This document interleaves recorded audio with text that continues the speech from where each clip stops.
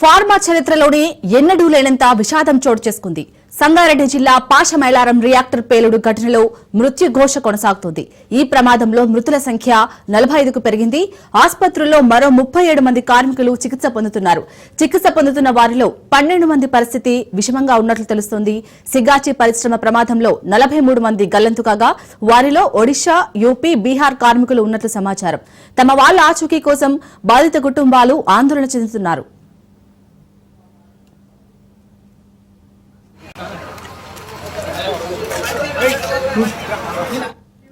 భవనం శిథిలాల కింద గాలింపు చర్యలు కొనసాగుతున్నాయి.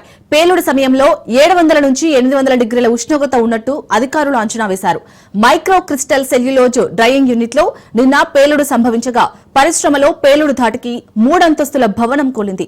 ఇప్పటికీ 43 మంది కార్మికుల ఆచూకీ తెలియలేదని, 57 మంది సురక్షితంగా ఇంటికి వెళ్లారని చెప్పారు. గుర్తుపట్టలేని స్థితిలో 20 మంది మృతదేహాలు ఉన్నట్లు చెప్పారు.